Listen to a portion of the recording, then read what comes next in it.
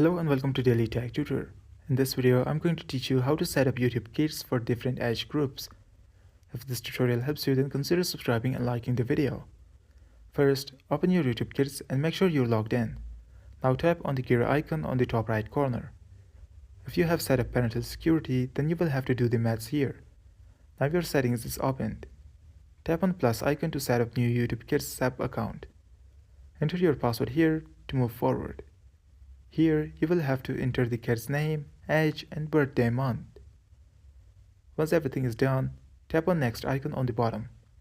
Here is the option to select the age group for your child. Choose the one you want and then tap on the Select button. Now your new YouTube Kids sub account is created with your specified age group. You can scroll here and see that all the contents are appropriate for the age group that you selected. It's that simple. This was for today's tutorial. If this video helped you, then consider subscribing and liking the video.